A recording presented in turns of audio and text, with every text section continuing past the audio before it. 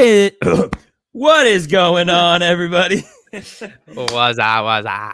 Welcome back to the Chain Out Podcast, where two people who have had a lot of chain outs will talk about disc golf. Yes. I am one of those people that has a lot of chain outs. Yeah, I think you do. I bet you have more than me Definitely. because I feel like Especially with the new putt too. my miss is high or low, and your miss is Cage. right. Just cage. That's your miss. It is, honestly. It's been banned recently. I don't know why. Trying to get into the groove. You overtook me. I used to be banned, and now you're banned, and now I'm chain out. What if One day this whole podcast was just us talking about chain outs? That would be wild. One day it'll be both of us just making putts. I think so. I think I'm getting better. I'm putting the practice in. Your putt is definitely better.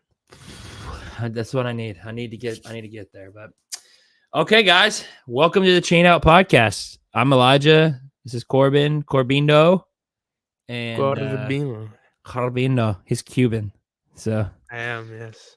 So what can I say? What can you say? And man, we're gonna talk today about the Open at Austin. Boom. I was not actually. This is the first one so far I haven't been able to watch live, and so I had to go back and kind of rewatch clips from Jomez and whatnot. And so, did you end up watching any of it live? Watched round one.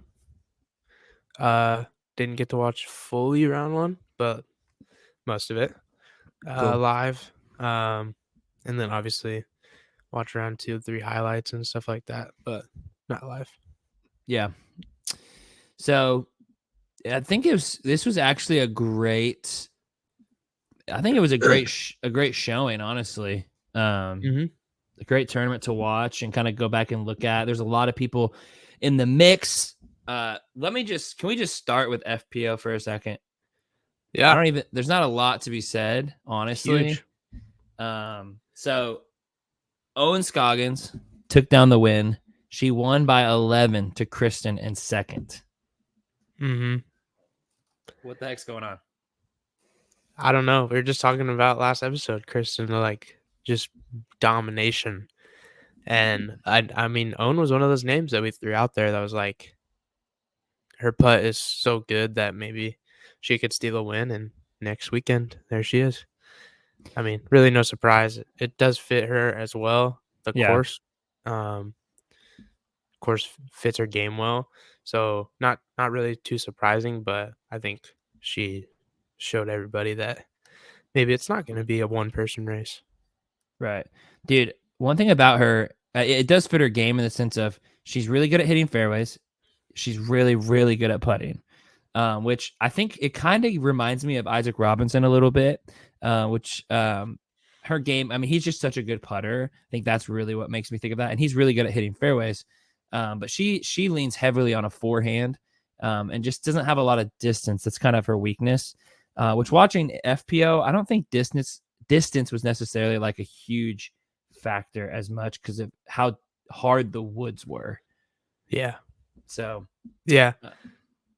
There's a couple of those holes where it's like, I watched also the Jomez practice round. They had the Madison Walker and yeah, I saw that. I forgot the other girl's name. Something. Yeah. But she was on there, and I was watching their like them throw and the tees that they were throwing versus the MPO tees, and they did have some like decent like 300, 350 kind of shots.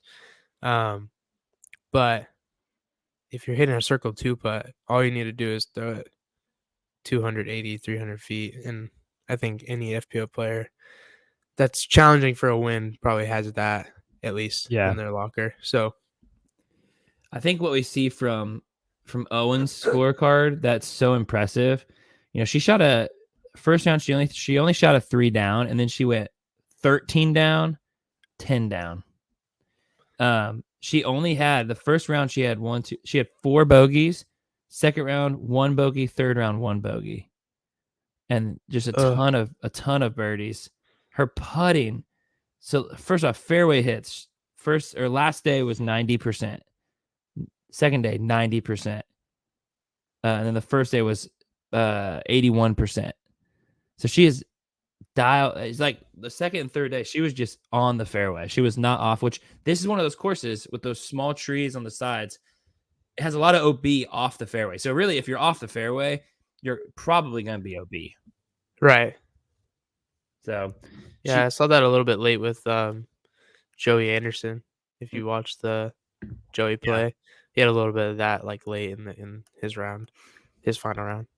Yeah, which I mean that's tough, but I liked it. I liked, some people argue the OB there because they like more of a scramble, but it really wasn't the type of woods you would scramble in. Just right. Tiny, and we're used to that in Texas. Just tiny trees that are terrible. The worst thing ever. It is. Like, it really like is. playing here, getting off the fairway is like you might have an open line, or you might like just have absolutely nothing. Yeah, just and so like scrambling is like you either pull off some crazy something or you pitch out onto the fairway, and that's just Texas disc golf, I think. Yeah, in most places. She crushed it from putting to. I mean, by far the best female putter.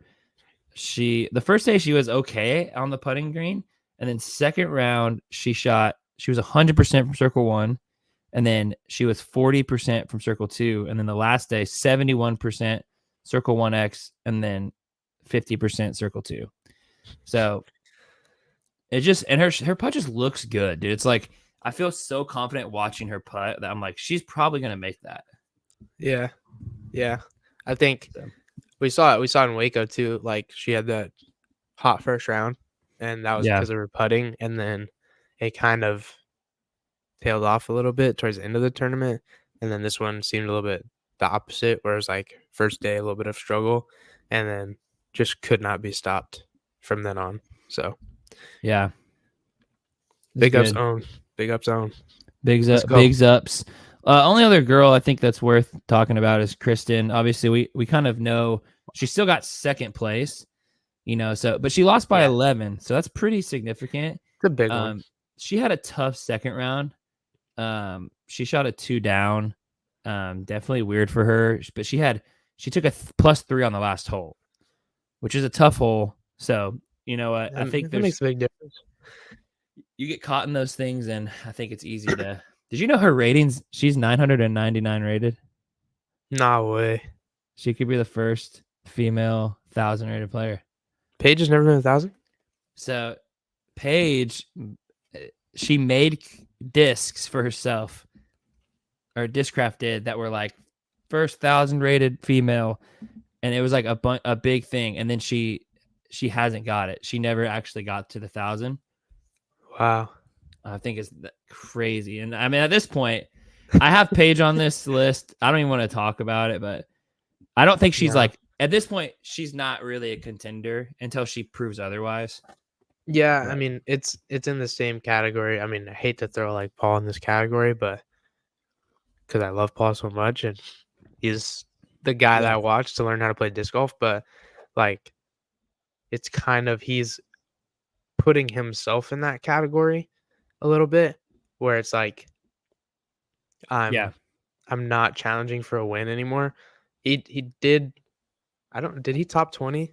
No, he was this week. I think he was right outside. Let me look. I'm pretty sure he was right outside the top 20. Oh no, he was tied 22nd. Okay. He was close. I know. I was like, he cashed. Yeah. She didn't do at the last one. Yeah. But like, so I think she's in that category as well, where it's like, I'm not going to challenge for wins. She's been worse than he has relatively to the field. But, and I don't understand kind of where, I guess she was hurt. She took some time off or whatever, but I don't understand really where that comes from, because we see people come back from injury or time off and be fine, but the drop off has been so big. It's funny. I at Waco, I think going into Waco, there's an interview with her. She was talking about she needs to start playing golf, kind of like what Simon went through, where he was like, I need to stop throwing fun lines if I want to win. And she kind of was like, the way she was talking about it was like, she pretty much was like, this sport's not fun, and the only way I can win is if I play golf and do golf lines, and like she's like, that's just doesn't not fun to me, and so there's probably a little bit of that going on, but I think part of that's just excuses for, getting out of her prime. It's weird to watch, but it happens to everybody, and so it's just gonna happen. Yeah, and I definitely think it's part of Paul's thing, not to switch up on FPO, but like part of Paul's thing is the injury, and like Yeah. he came into the season a little bit like, okay, I'm getting back into it. I haven't really played fully yet, and I think I don't know if Eagles like set his timeline of like I'm coming back here because I'm gonna be having played full rounds and like full go. Yeah. At this point, I don't know if he's going to be coming back on that or if he's going to be coming back kind of how Paul did, but you can see Paul kind of starting to feel it back in. Yeah. I don't think Paige going to do that, especially with the way that she makes comments like she has. And Yeah. I Dude, think she there is. lost. She lost by 40 strokes. See, that's just unacceptable. That's a whole round of disc golf almost. Like, that's crazy. Not quite, but almost. Yeah, I mean, play Dash's track, man. For real. That's how many she lost by. But like, I think I do want to talk about like courses though. I think she has a little bit of a point where some courses are becoming like way too golfy. Yeah. And so I mean, I would love to see like fun shots, and I think it's possible to throw those kind of shots. Like Waco has some of those, like, throwing over the top.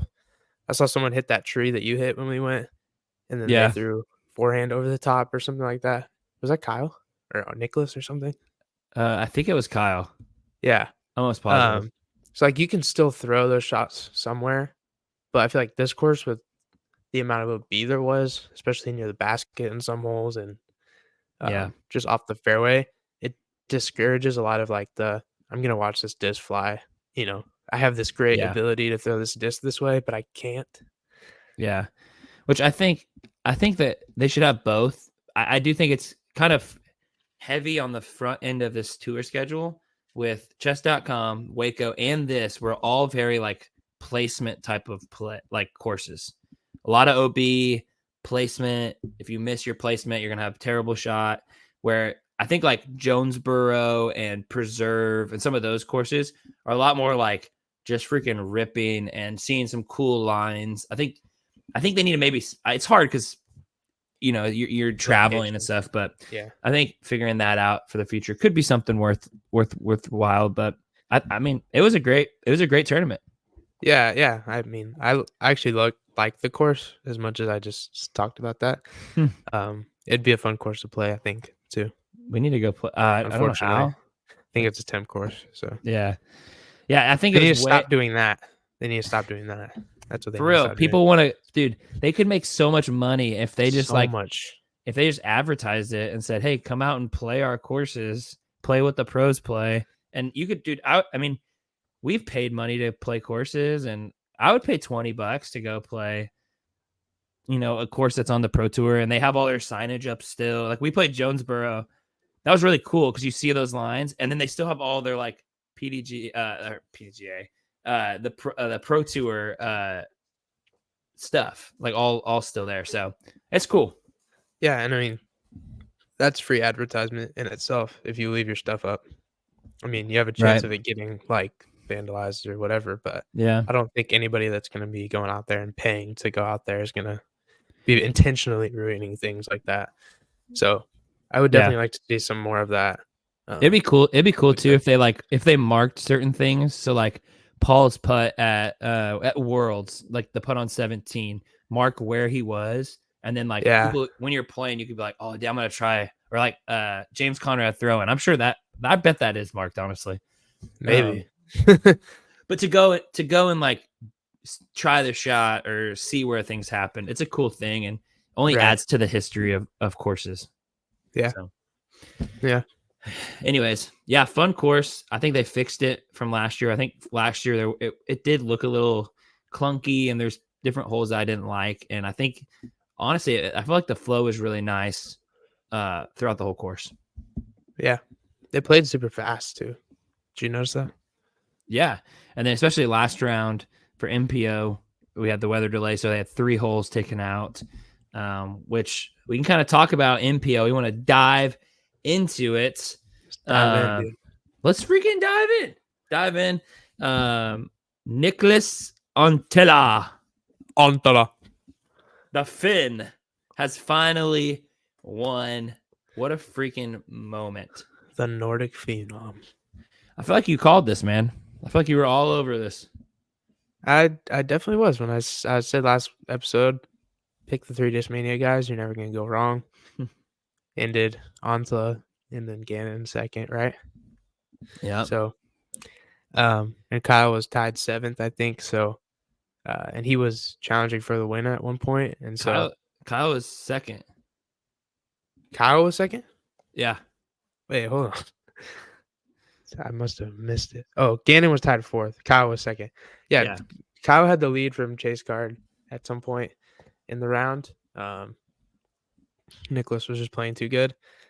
So, I mean, it's fun to watch. You know, even Calvin, you know, he's kind of getting back into everything after the injury, and he was cooking too. And he had a chance on 16 or on 18. He had a putt. He went OB on 18 and then got up there to save his par or to save his birdie. Oh, no, sorry, he saved his par to stay tied for first. I mean, obviously Nicholas hit a huge putt to shoot a 27 under anyways, but right. I mean, at one point Calvin was right, or Kyle was right there. Calvin was right there. Gannon was in the mix for the majority of it. Joey Buckets was in the mix for the majority of it. So it was a great, like, you know, a lot of people could have won. It was a fight.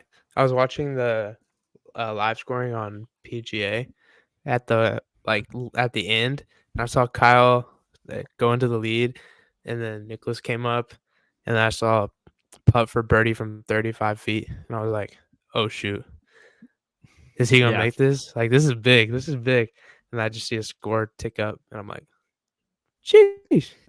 Yeah, dude, if you watch it, it's so cool to watch because he's a very like stoic person. Just normally, like, seems very like dull, and not in a bad way, just like stoic. And dude, he like freaking first off sends this putt like very confident, super hard putt, hits middle chains, falls, and then he just freaking rips a yell. He's like, ah, like had his Kobe moment. It was awesome to see. So I love it. I love the new winners. Yeah, I love to see it too because I think I was talking about it last episode that European type of disc golf is, for me, is so fun to watch. Like, I know like some people think it's like robotic or whatever, and I think it's just so smooth. Like, it's almost mesmerizing to think about like how slow and methodical it is, and just how perfect it can be sometimes. And so I love to see Nicholas win. Obviously had a lot of success in Europe, and now decided like I'm gonna go tour and go crazy. Imagine the first one. Imagine how it's gonna be for him at Worlds next year in Europe. Like, dude, that place is gonna be electric, bro. It's gonna be sick. Some other highlights. I mean, first off, like I said, it's the first Finn MPO to win. So that's pretty awesome for him personally. It's great for that country because Finland is the second biggest disc golf country. And I think it has the most per capita disc golf out of any country. Yeah, I do think so. Maybe Estonia. Smaller. Maybe Estonia. I can't remember which one. So I think it's courses wise. I think courses wise, they definitely do. I don't know. Yeah, we need to get out there. We do. We have some fans. Hey, if you're from Finland, I don't remember. It's like 2%. Get us a plane ticket and we'll come. We'll play. We'll come play all your courses if you pay for all everything. Your courses. So, make videos on it. Pretty easy, man. But man, good for him. I think it's pretty awesome. And then honestly, Europe's taken over, man. It's pretty cool with Kristen and all these other Europeans coming in. I think we're in for a good kind of world battle between the two. So Yeah. Dude, tell me about Kyle, because he was freaking lighting it up on this course, this I last mean, round. it, I know they skipped. They skipped. What was it? 12, 15, and what was the 12, other one? 15, and 6. No, they played 16. Wait, no, was it 16? I think it was 16. It was 12, 15, 16. Okay. Yeah. I mean, to say that he wasn't gonna birdie those is Yeah. kind of crazy. I mean, he shot a 1087 final round and lost by 1, which is so tough. Missed 1 circle 1 putt, 2 for 2 from circle 2 last round.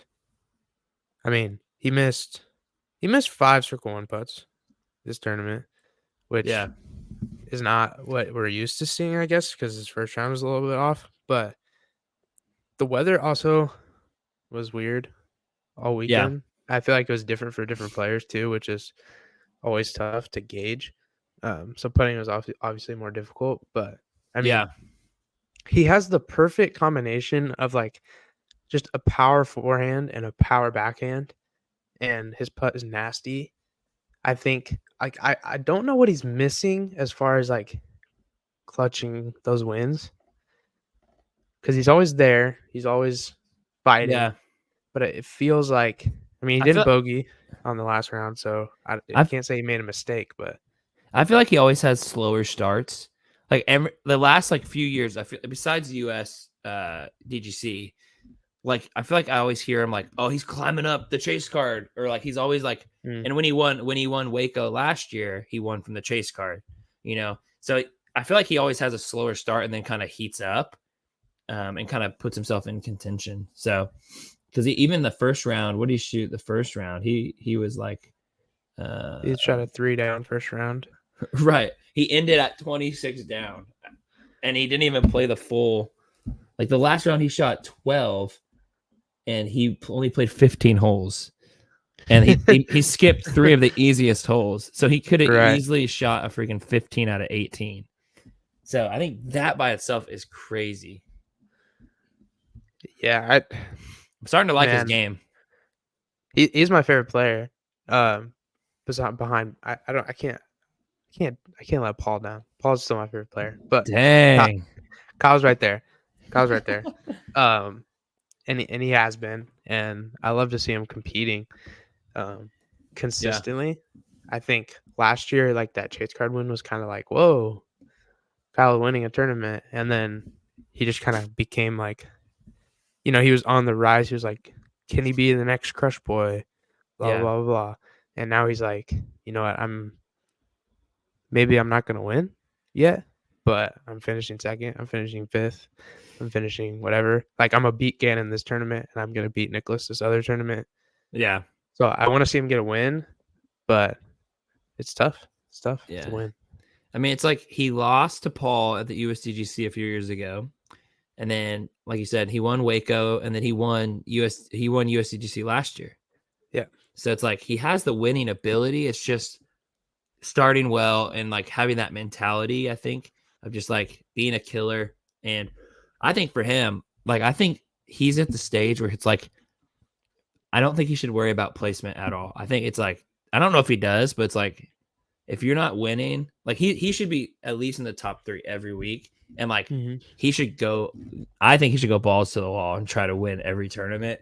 And if he gets 20th, I don't care. Like kind of what Gannon did last year. Gannon was kind of like he won whatever 4 tournaments, and he wasn't as consistent as Calvin, but he would, when he was in it, he was in it. So Right. I Yeah. don't know. I feel that. So AB was right there again. Let's Again. go, dude. I'm curious how that's gonna pan out over this year. I it looks like he's here to stay, which is great for I me think definitely personally. here to stay. Definitely. Definitely here to stay. Still gonna I have to back up what I said first episode. He's not gonna win again, but he's definitely scaring me a little bit with that. Definitely scaring me a little bit. Yeah, he can be kind of similar, where he can kind of have slow starts and then just go crazy. So he was pretty I think consistent. yeah. I think the big surprise of the weekend was Andrew Marweed. Yeah. My boy, top 6. Tied for 6, 23 down. Just The the Cookie GOAT, really. Monster. I love Andrew Marweed. His forehand is saucy. Saucy. Saucy forehand. You got So good to see him get back into the swing of things here. yeah. Chris Dickerson also finishing top 10. Chris Get back Dick. into it. How's your pick for the win? He's close, I didn't realize. I actually forgot who I picked. So 6 strokes off. That's fine. Well, I picked Ricky Wysocki. He didn't even play, so that's great. let's talk about that for a second. Are you like surprised that he chose this time to take vacation from the tour? Well, yeah, you told I asked you about it, and you told me that he was just like it wasn't even on his schedule, and I guess I didn't pay attention to his schedule because I don't really follow Ricky Wysocki, but that's an interesting choice. Because they don't play next week. They don't play next week, and he's already in Texas, so maybe he had like a wedding to go to or something. I don't No, know. he said he was just taking the week off. That's so crazy to me. I mean, maybe is there like there's got to be something there then. I have no idea. There's no way you Um, take off this week. Just I would because. I would have really liked him here actually too. Like you picked him. I mean, yeah. I like him at this type of course. So I like him really any course. But. Yeah, I mean, he fits right in that Kyle zone of like great forehand, great backhand, great putt. They're actually very similar. They very, actually have very similar. I didn't realize that. Wow. Yeah, that's true. They throw similar angles. They throw their putt is like not similar very much, but yeah, it still has that like under, they kind of go under to their other leg and then go. So good from circle too. They both have very unique putts. I'll say that. It's true. I've tried both of their putts in real life, and just I said in real life, like they don't Disc Golf Valley, Disc Golf Valley putts, but very difficult to putt like they do. Yeah, if you haven't been practicing it for like years.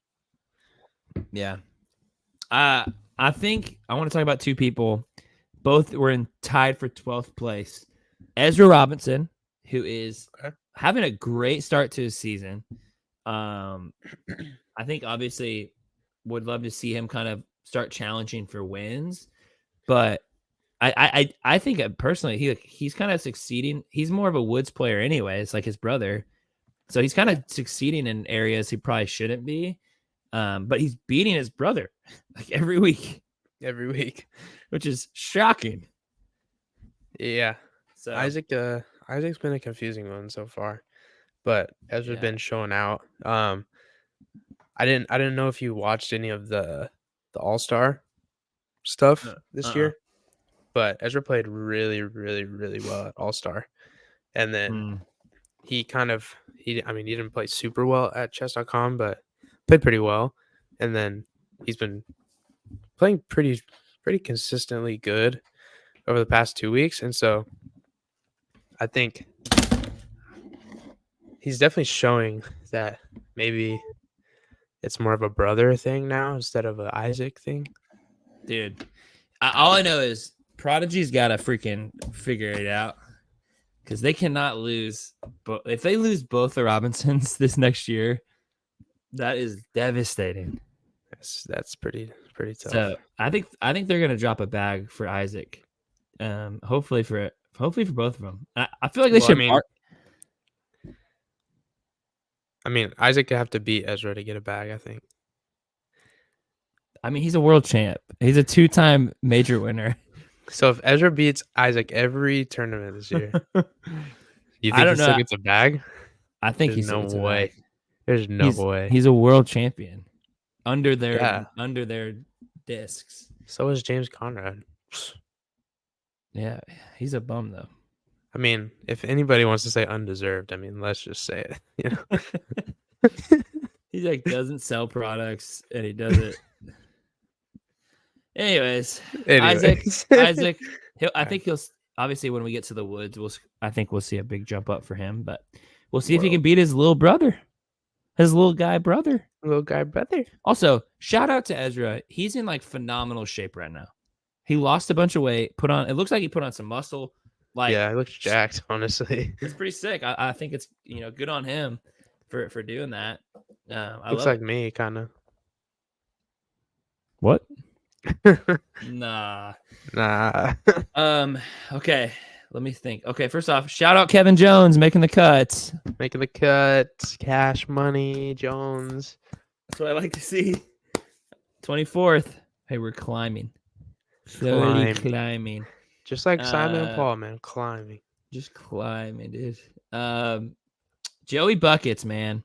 Tied for 12th. This guy's sick, dude. I got to figure out how to get this guy on my team. I need to drop a trade, bro. I just picked up Joey Anderson, so I think it was a great pickup by me. And now, obviously, he's getting recognized by the rest of the group. So, what's your offer? I would drop a little Ezra Robinson over to you for Joey Anderson. Yeah. What's the next tournament coming up? What's the girls one coming up? It's the oh gosh, I should know this. I have no clue. It's like their major. Is it the Throw Pink? I think so. Maybe. Oh gosh, we're gonna look so bad for not knowing that. We're gonna look terrible. So I have no clue. It doesn't say. Sick. The next Pro Tour is Texas State. Texas State's, yeah. Easter weekend. Hey. Hey. We all know Ricky's winning that, so. Texas State's. It's in a different course. I just want you to consider that offer, man. Ezra. I will definitely think about Joey that. Buckets. I think I'm losing the trade, but I think I see the, like you, I see the potential in this guy. You're losing the trade, you think? I think I'd be losing that trade. Okay. Because Ezra's gonna. Then I'd have Isaac and Ezra. The bros. That's an interesting prospect, man. I'll think about that. All right. Did you see Joey's throwing? No. He had a sick throwing. I was trying to get the video up, but I couldn't get it in time. But I think it was like probably 80 or maybe 100 feet, and he was downhill, and he just with a Rico just freaking buttered it. He's buttery. I like his game a lot, honestly. So good, dude. I fell in love with him at chess.com. Pause. I was gonna say, hold on a second. But I just like his game is so fun to watch. I'm so glad he's like getting on lead cards and stuff like that, so I can watch him because it's good stuff. I thought about picking up a Rico actually, but maybe now I have to. Man. I might need a Rico X actually. I have no idea the difference. Oh, is it more it's stable? Like, you know how like the Innova does like the 3 AVR X3, because it's like more overstable because like it got an X. I don't know how. I would love to know the history. If you know this, put it in the comments. How do they just decide, okay, all of our stable versions of things, we're going to call them 3? The T-Bird 3. It's just the Rock 3. It's silly. Leopard 3. I don't know. I have no idea. But that's very interesting. Very interesting. Yeah, you might have to. Maybe we'll have to do a Joey. You know what, Joey, if you're watching this, let's get you on the channel, why don't we? Let's do that. Actually, before you go to Texas State, you're already here. Just come on over to Mactown and you can be our Paul Macbeth the foundation, or Brody Smith the foundation. Yes. It's like you can be our daddy, and we'll be okay with it. Not like that. Not like that. We'll call him Joey Daddy Buckets. Joey Buckets, we love you. I was tempted to throw AB for Joey, but I thought that was a little too far. AB for Joey would be too far, I think. No offense, Joey, but the AB's he's killing right now. He's killing. Low lights. Kind of talked about Isaac. I didn't really see a ton that were very surprising. I want to give a shout out to a low light on there, but Star in our heart, Kate Caps. I'm being serious. Lives here from McKinney area. Hey, shout out to you, bro. You made it to the tournament, and that's about it. Good job. I'm not trying to insult Kate Cass. He was there. He was at the tournament. I would never ever be able to make it to a tournament like that. So props to you. Keep trying. Keep going. We'll cheer you on. It's true. Other than that, I want to ask this question. I don't think we have a ton left. We'll do some predictions and whatnot. But does Discmania have a super team? That's my question. A great question. Do they have a super? Well, here's the thing about a super team is we'd have to talk about they would have what's the definition? Because I'm thinking super teams like when Katie joined the Warriors, super team. I would think it's like to have a disc golf super team. I think you would have to have 3 in the top 10. I think that is a super team. Yes, because I don't know. I mean, they have 3 in the top 5. That's crazy.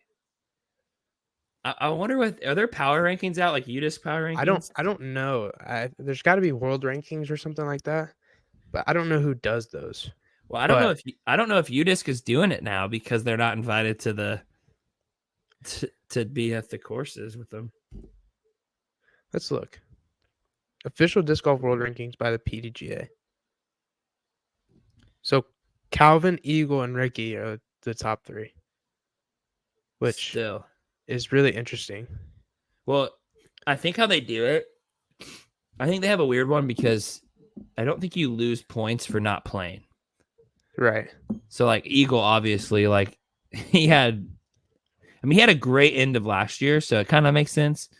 Calvin obviously had a great last year, so if you're just taking the year in a, not just the season, right? I think it kind of makes sense. Obviously, Simon's climbing, Kyle's climbing, but let's just go through it and see where would we like why is Simon climbing? I don't know. That's my thought. This doesn't really make sense. And Paul's at 7th. Right. When he's just got his first cash. Let me just throw some names at you, and you tell me if you would put the 3 Discmania boys over them. Okay. All right. All 3 of them have to be over him.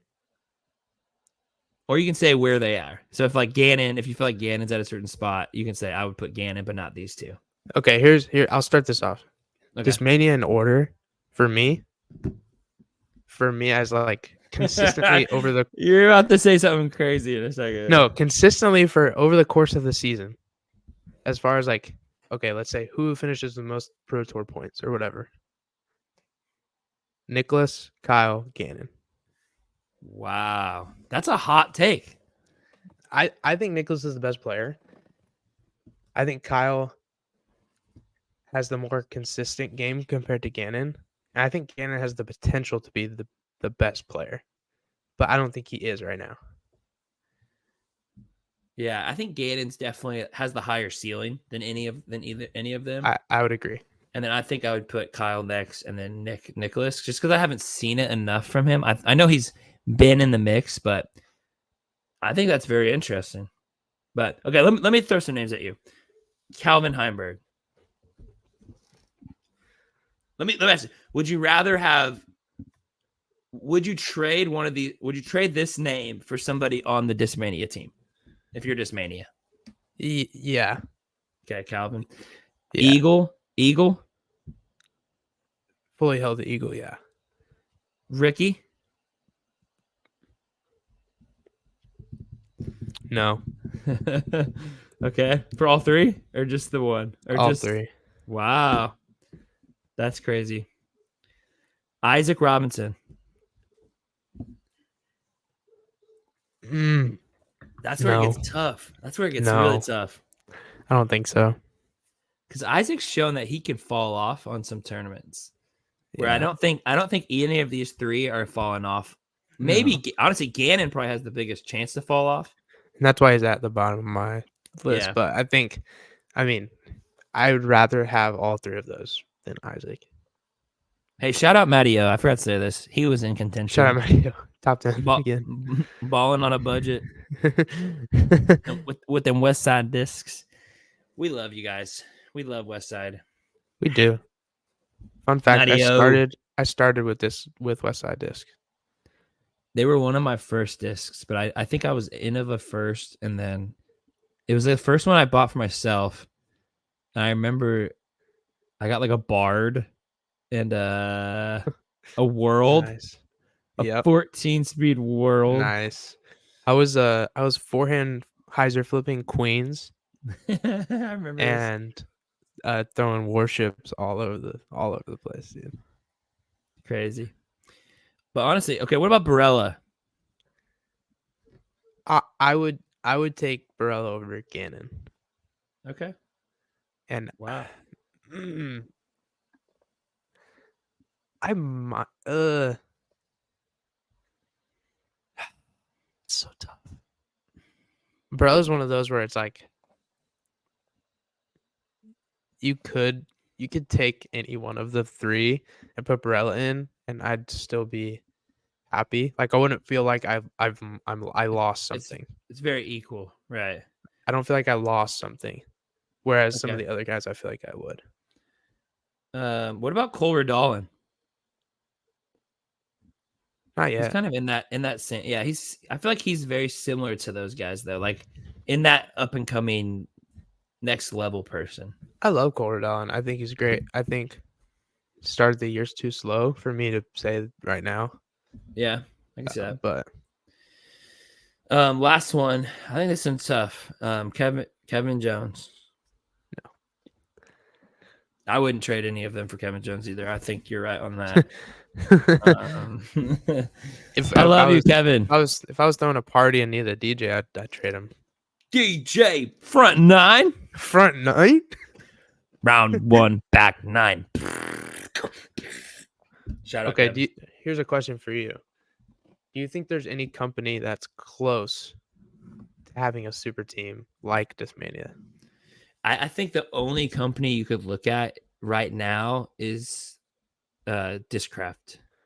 I feel like it's like it kind of reminds me of like you have a team that has no depth in Discmania, and then you have a team that has, but they have I feel like bigger stars, and then they're facing a team that has good players, a couple stars, and then not like more depth than the other team. If that makes sense. Yeah. So, I don't think it's necessarily like I think Discmania will win more tournaments than Discraft this year. I think Discmania is going to win the most tournaments this year. Yeah. I mean, that's easy to say. That's easy to say after two. The two. And then Discmania has the other. Who the heck won chess.com? AB. I'm blanking. Okay, thank you. I was like, what the heck? Yeah, boy. So who's the three there for Discmania for you? It's hard because I don't know where Paul. Discraft. I don't know where Paul is. It's hard to say that. But like Paul, I think Paul is a star. AB is a star. They have Corey Ellis, who can be up there from time to time. They have Chris Dickerson, who's in the mix a lot.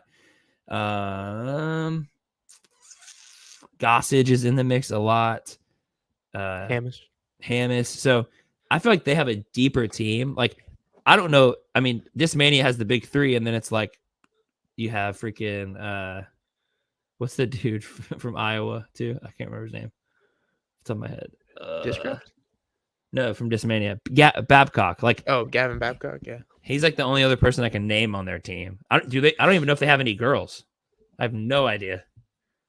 Ella Hansen. Oh, Ella Hansen. Okay, that's right.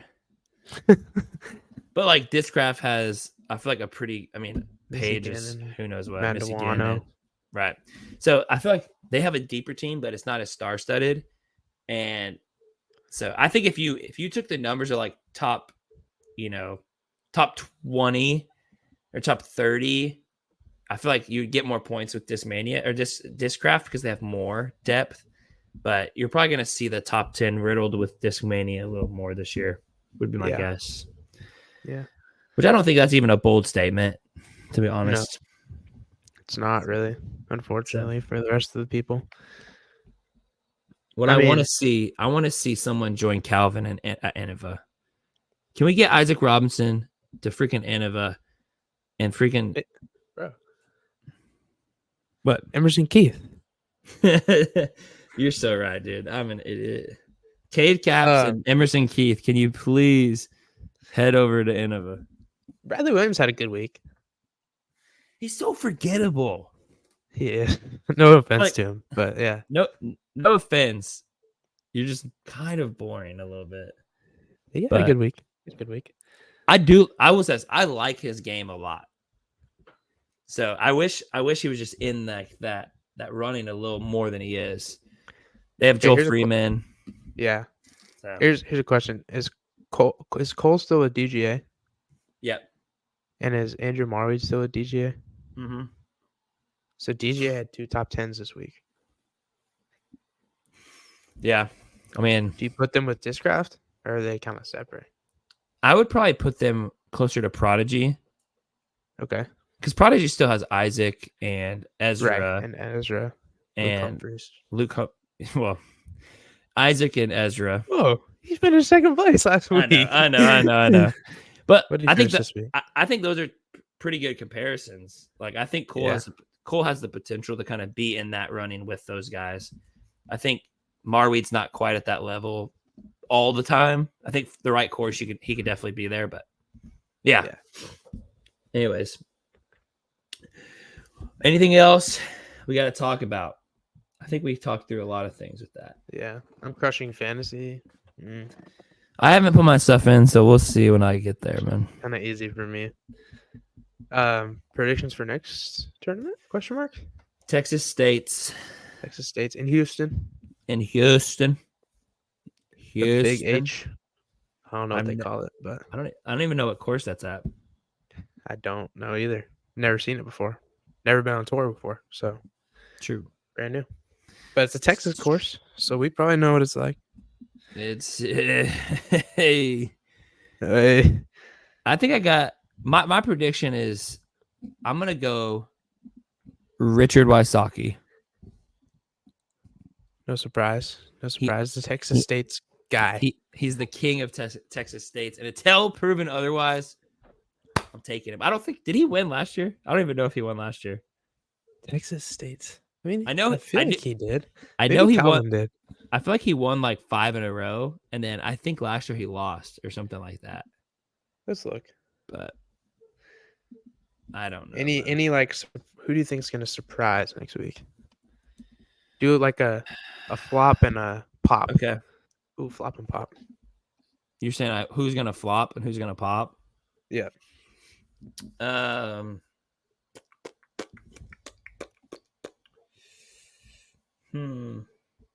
Bro, give me Joseph Anderson in the top 5 again. Okay. Joey Bucket's top 5, and I think we'll see Nicholas with the weight off his shoulders. I think we'll see him outside the top 20. I think he's gonna relax and just. Wow, that's hot. Yup. That's a hot take. That's how we like it. Right there. Ooh. I don't know if I like that or not.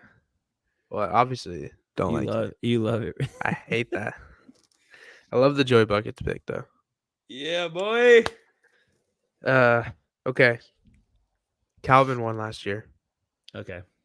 Ahead of Barella and Freeman.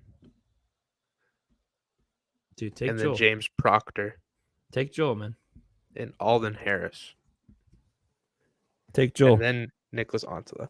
Brody Smith finished top 10 last year in this tournament. Take Joel, man. Take Joel. I'm not going to take Joel. Take Joel. You won't. You're right. I will not. I think you're just so far off with Nicholas Ontala.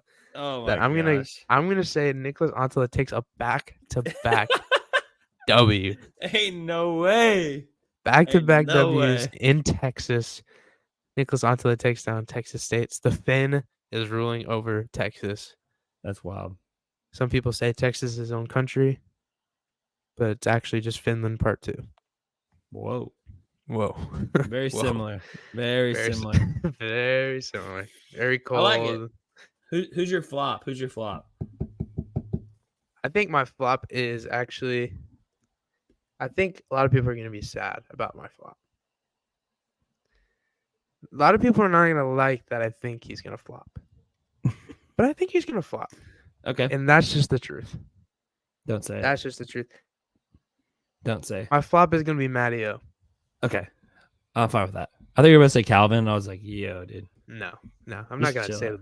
the winner last year's going to flop. But Matteo, I'm going to say finishes outside of the top 30. Woo!